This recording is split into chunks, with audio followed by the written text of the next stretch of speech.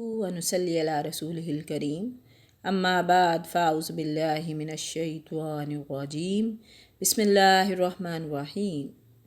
अस्सलामु अलैकुम व रहमतुल्लाहि व बरकातुहू। इस दुआ और उम्मीद के साथ कि आप जहाँ पर भी हों खैरियत से और हमेशा खुश रहें।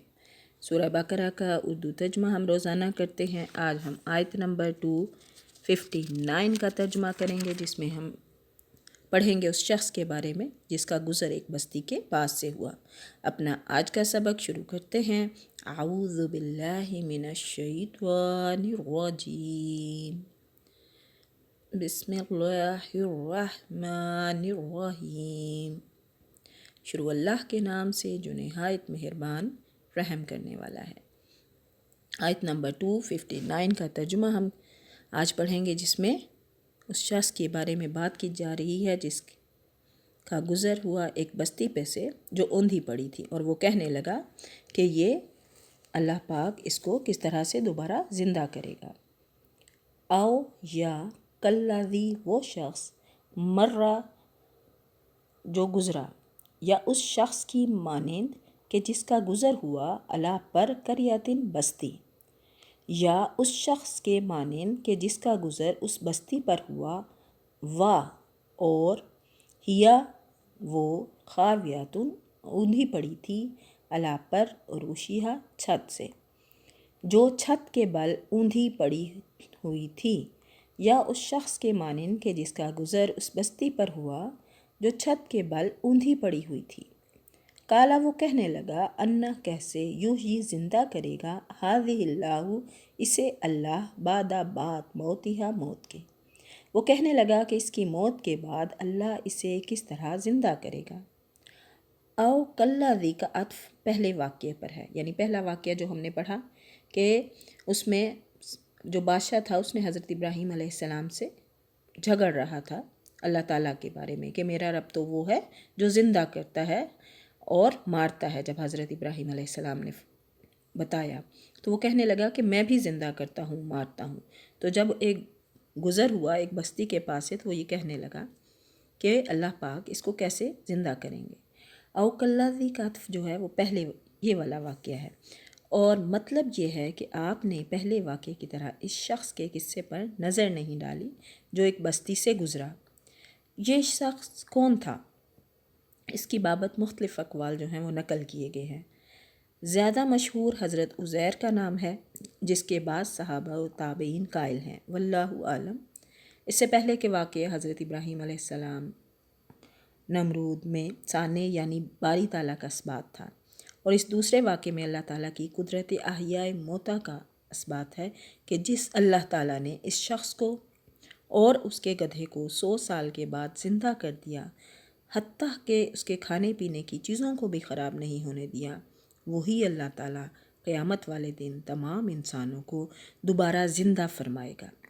जब वो 100 साल के बाद ज़िंदा कर सकता है तो हज़ारों साल के बाद भी ज़िंदा करना उसके लिए मुश्किल नहीं। बेशक ऐसा ही है। काला फ़ामाताहुल्लाहु, तो अल्लाह ने उसे फ़ामाताहुल्लाहु पस मार दिया अल्लाह ने उसे, मी आता आमिन 100 साल, सुम्मा बासाहु फिर उसे उठाया। तो अल्लाह ने उसे मार दिया 100 साल के लिए, फिर उसे उठाया। काला फरमाया, कम कितने, लबिस्तु रहा, यानी कि कितनी मुद्दत गुज़री, उससे पूछा। फिर उसे उठाया, पूछा कितनी मुद्दत तुझ पर गुज़री। काला कहने लगा, लबिस्ता यौमन, मुझ पर गुज़री एक दिन, औ या बाज़ा यौम, या कुछ हिस्सा। कहने लगा एक दिन या दिन का कुछ हिस्सा। काला फरमाया, बल लबिस्ता, बल्कि तू रहा, मी आता आमिन 100 साल। फंजुर पस तू देख, इला तरफ, तामी का अपने खाने के, वा और शराबी का अपनी पीने की चीज़ पर, लम यतसन्नहु बिल्कुल ख़राब नहीं हुआ। फरमाया कि बल्कि तू 100 साल तक रहा, अब तू अपने खाने पीने को देख कि बिल्कुल ख़राब नहीं हुआ। वंजुर और तू देख, इला हिमारी का अपने गधे की तरफ, वली नज अला का हम बनाएंगे, वा और ले नज अला का हम बनाएंगे तुझे, آیاتن نشانے للناس لوگوں کے لیے، وانظر اور دیکھ الا طرف عظام ہڈیوں کے، کیفا ننشزوہا ہم کیسے، کیفا کیسے، ننشزوہا اکٹھی کرتے ہیں، ثم نکسوہا پھر پہنائیں گے اسے، لحما گوشت، تو دیکھ کہ ہم ہڈیوں کو کس طرح اٹھاتے ہیں پھر ان پر گوشت چڑھاتے ہیں۔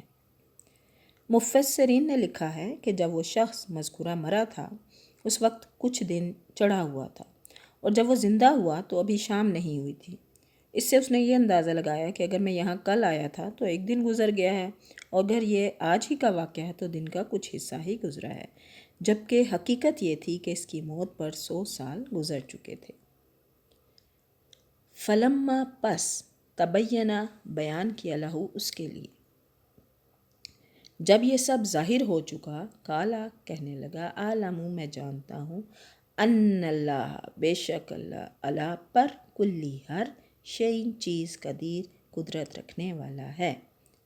پھر ان پر گوشت چڑھاتے ہیں۔ جب یہ سب ظاہر ہو چکا تو کہنے لگا کہ میں جانتا ہوں کہ اللہ ہر چیز پر قادر ہے، بے شک وہ انہ علی کل شیء قدیر ہے۔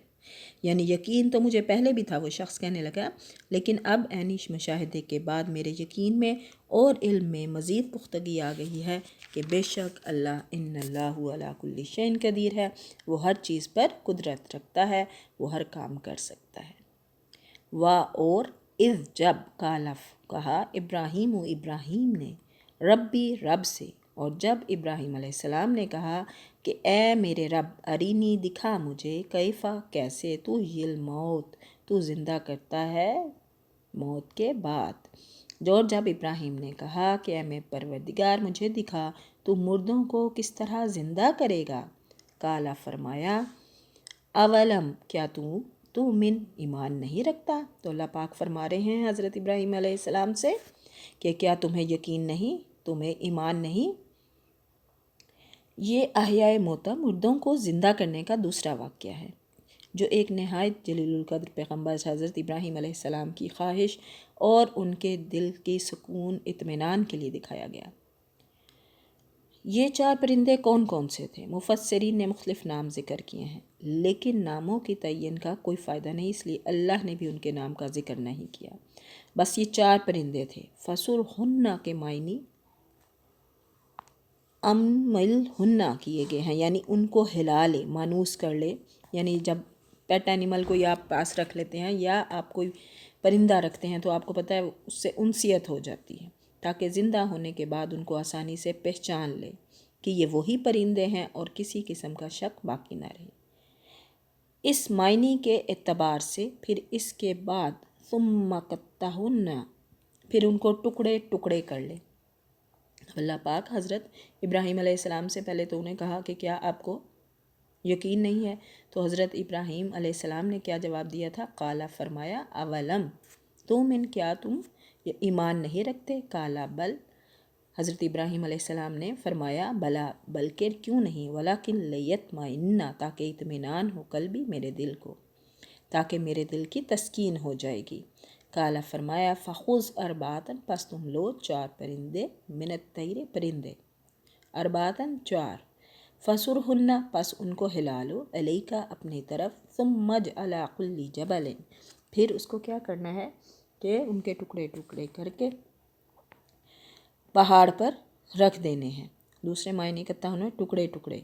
اس صورت میں کچھ مخصوص معنی بغیر معنی واضح ہو جاتے ہیں، مطلب یہ ہے کہ ٹکڑے ٹکڑے کر کے مختلف پہاڑوں پر ان کے اجزاء باہم ملا کر جو ہیں رکھ دے، پھر تو آواز دے، ثم ادعوہن پھر تو آواز دے، یاتینا کا سایہ تمہارے پاس دوڑتے ہوئے آ جائیں گے، وعلم اور جان رکھو، ان اللہ عزیز حکیم بے شک اللہ غالب ہے، حکمت والا ہے۔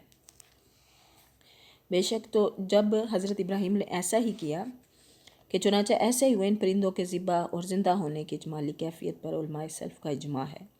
اجماع کہتے ہیں متفق ہیں۔ اس اجماعی تفسیر کے خلاف سب سے پہلے ابو مسلم متزلی نے اپنی ذاتی رائے سے ایک نیا مطلب نکال لیا، جسے آج کل کے جو جدت پسند مغرب زدہ طبقے نے اختیار کیا۔ فسر ہننا کا مطلب صرف حلالے ہے، اور ان کے یعنی ہلالو اپنے پاس انسیت کے لیے تاکہ پہچانے جائیں وہ، اور ان کے ٹکڑے کرنے اور پہاڑوں پر ان کے اجزاء بکھیرنے اور پھر اللہ کی قدرت سے ان کے جڑنے کو وہ تسلیم نہیں کرتے۔ لیکن یہ تفسیر کی کسی بھی طرح صحیح نہیں، اس سے واقعے کی ساری اعجازی حیثیت ختم ہو جاتی ہے، اور مردے کو زندہ کر دکھانے کا سوال جوں کا توں قائم رہتا ہے۔ حالانکہ اس واقعے کے ذکر سے مقصود اللہ تعالیٰ کی صفت احیاء موتا اور اس کی قدرت کاملہ کا اثبات ہے۔ ایک حدیث میں ہے، نبی صلی اللہ علیہ وآلہ وسلم نے حضرت ابراہیم علیہ السلام کے اس واقعے کا تذکرہ کر کے فرمایا، صحیح بخاری کی حدیث 4537 میں، ہم ابراہیم علیہ السلام سے شک کے زیادہ حقدار ہیں۔ اس کا مطلب یہ ہے کہ ابراہیم علیہ السلام سے ہم اس معاملے میں شک کرنے کا زیادہ حق رکھتے ہیں، اور جب ہم نے شک نہیں کیا تو ابراہیم نے بطریق اولیٰ شک نہیں کیا ہے۔ مطلب حضرت ابراہیم علیہ السلام سے شک کی نفی ہے، یعنی ابراہیم علیہ السلام نے احیاء موتا کے مسئلے میں کوئی شک نہیں کیا، یعنی کہ وہ صرف دل کی تسلی کے لیے انہوں نے ایسا کہا تھا۔ اور واللہ عالم، پڑھنے میں بتانے میں غلطی کوتاہی کمی بیشی رہ گئی ہو تو اللہ پاک معاف فرمائے۔ قرآن پاک کو اپنی زندگی کا حصہ بنائیں، خود بھی پڑھیں، تلاوت کلام پاک کریں، اپنی فیملی کو، اپنے بچوں کو بھی قرآن پاک پڑھنے کے لیے روزانہ کہیں، کیونکہ اسی میں ہماری فلاح اور کامیابی ہے۔ جہاں بھی رہیں خوش رہیں، دعاؤں میں یاد رکھیے گا۔ اللہ پاک ہمیں ہر وہ بھلائی عطا فرمائے جس کی میرے پیارے نبی صلی اللہ علیہ وآلہ وسلم نے دعا فرمائی، اور ہمیں ہر اس برائی سے، ہر اس گناہ سے، ہر اس شر سے بچائیں جس سے ہمارے پیارے نبی نے پناہ مانگی۔ جہاں بھی رہیں خوش رہیں، دعاؤں میں یاد رکھیے گا۔ وآخر دعوانا ان الحمد للہ رب العالمین، فی امان اللہ۔